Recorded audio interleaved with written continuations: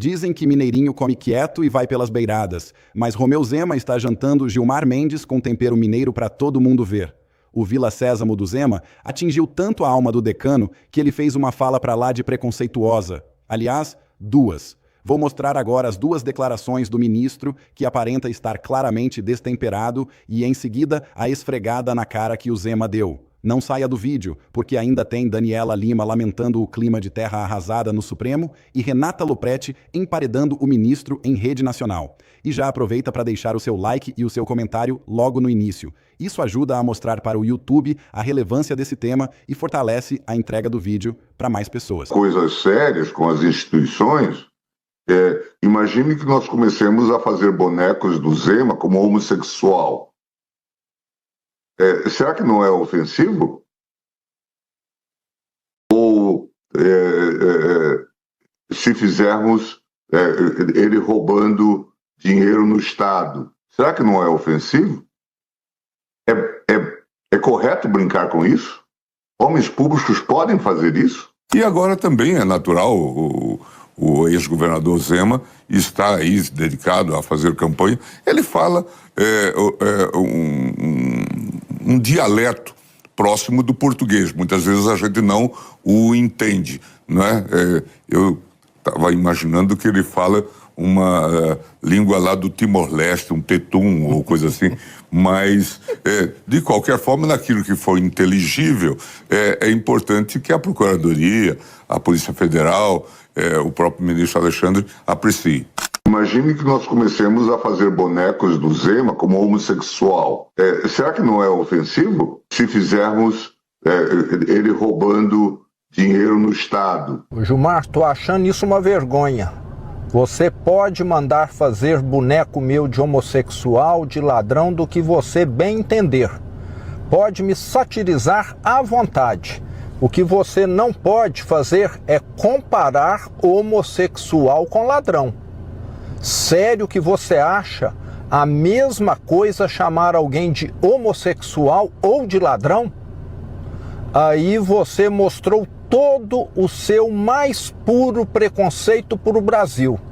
E que história é essa de que sátira tem limites? Parece que você até tá com saudade da ditadura, quando os poderosos mandavam prender humoristas. Vamos parar com isso, Gilmar. Ele fala um dialeto próximo do português. Muitas vezes a gente não o entende. Sabe por que você não entende o que eu falo, ministro Gilmar Mendes? Porque o linguajar de brasileiros simples como eu é diferente do português snob dos intocáveis de Brasília. Deixa eu te contar uma coisa. O problema não é você não entender as minhas palavras. Eu até não me importo. O problema é sim os brasileiros não entenderem os seus atos. É você recorrer ao autoritarismo para censurar aqueles que criticam o comportamento de ministros do Supremo. É você e os seus colegas terem perdido a noção do que separa o público do privado, o certo do errado, o bem do mal. É isso o que os brasileiros simples como eu não conseguem entender. É isso o que nós não vamos mais aceitar. Meu nome é Zema.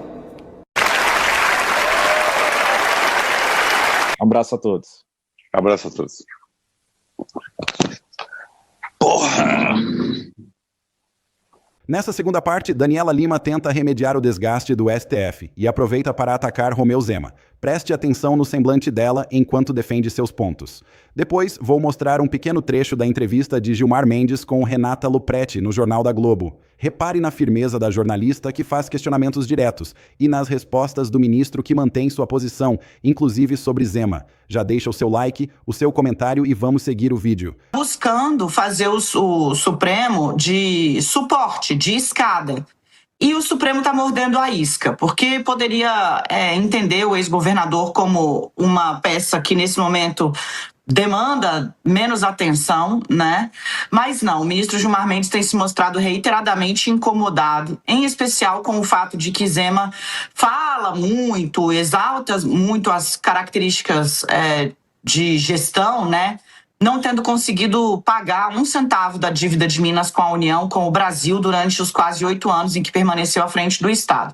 De todo modo, o fato dele ter adotado o Supremo como escada para tentar se destacar, em especial nesse eleitorado mais extremado da direita, que trata crime contra a honra como direito à crítica, o que não é, né, já que está, inclusive, descrito no Código Penal, ele acaba criando uma situação que, uma vez que o Supremo morde a isca, vira uma crise que se retroalimenta.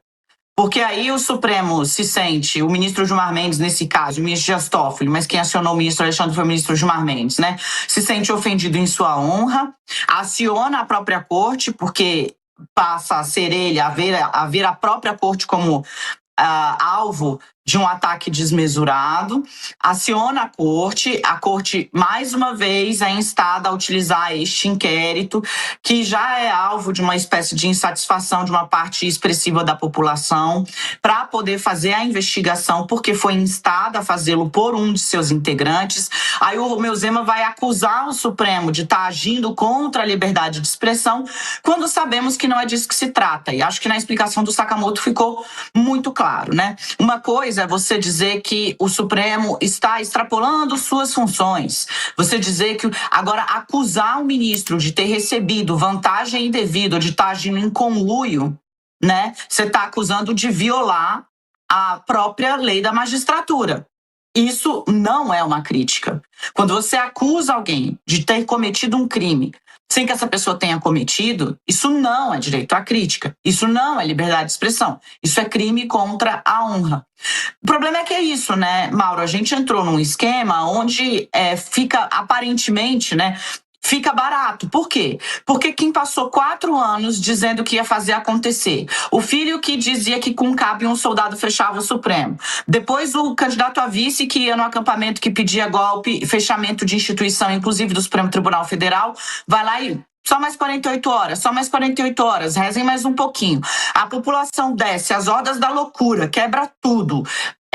Tenta-se, descobre-se um plano, inclusive, de assassinato. E a fala dos candidatos que estão do centro-direita à direita no dia seguinte a dizer não vou anistiar todo mundo, é um incentivo a esse pensamento estruturado de uma maneira bastante basal, eu diria, para ficar numa palavra amena, um pensamento rastaquera, no qual você acha que atingindo determinadas pessoas que estão dentro de instituições, você estaria reformando as instituições.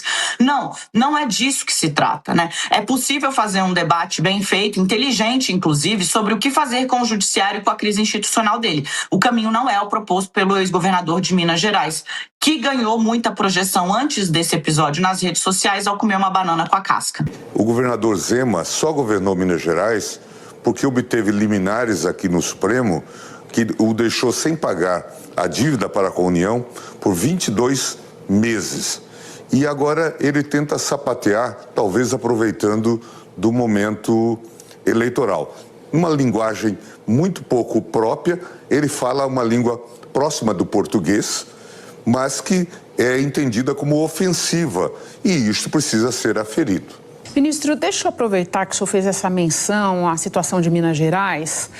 O senhor não acha que colocar as demandas de Minas Gerais na conversa pode dar a impressão de que se considera alguém devedor do tribunal por uma decisão que, em tese, seguia exclusivamente pelo cumprimento da Constituição? Não acho.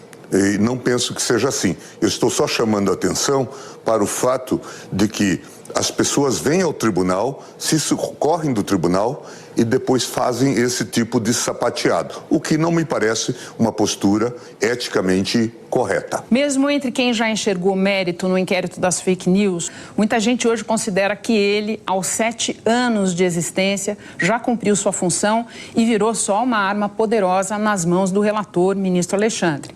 O senhor acaba de remeter uma notícia crime para esse inquérito, essa do Romeu Zema. Então eu pergunto, para que e para quem manter isso aberto, ministro? Eu tenho a impressão de que o inquérito continua necessário. E ele vai acabar quando terminar. É preciso que isso seja dito em alto e bom som. O tribunal tem sido vilipendiado. Veja, por exemplo, a coragem, eu diria a covardia, do relator da CPI do crime organizado de atacar a corte e pedir indiciamento de pessoas não cuidando de quem efetivamente cometeu crimes. Isso pode ser deixado assim? Acho que não. É preciso que haja respostas. Eu acho que foi um momento importante do Supremo ter aberto o inquérito e de mantê-lo pelo menos até as eleições. Acho que é relevante. Ministro, ainda sobre reações do tribunal, o relator da CPI do crime organizado, Alessandro Vieira, pediu o indiciamento de 3 ministros do Supremo, inclusive o senhor. Levando em conta que esse relatório foi rejeitado, que a CPI já acabou, muita gente, inclusive gente que considera que essa CPI não elucidou nada sobre crime organizado e se equivocou nos indiciamentos, sustenta que é perseguição política mandar investigar o senador, como o senhor defendeu, e mais ainda ameaçar torná-lo inelegível, como fez o ministro Toffoli.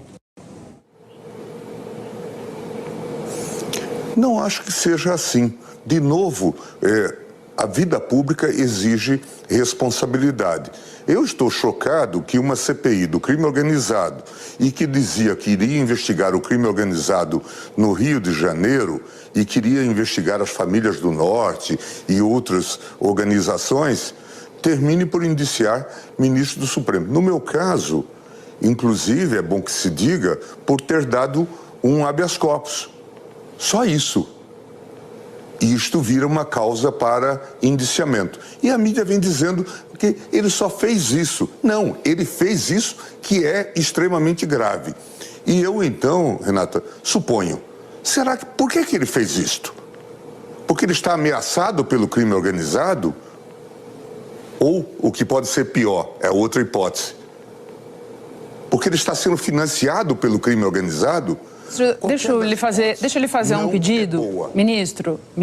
Acho que a gente não tem condições de investigar essas conjecturas aqui. O que eu gostaria de ouvir do senhor é, independentemente de quem é o senador e o que guiou esse pedido dele, a atividade dele na CPI não está coberta pela imunidade parlamentar, ministro? Acho que não.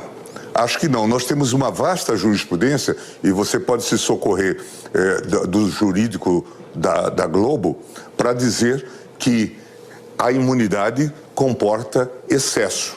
E o excesso não está coberto pela imunidade. Se você assistiu até aqui, muito obrigado pela sua atenção. Se gostou do conteúdo, já deixa o like e se inscreve no canal para não perder as próximas notícias. Ativa o sininho para receber tudo em primeira mão. Deixa também sua opinião nos comentários. Ela é muito importante. Fica com Deus, um forte abraço.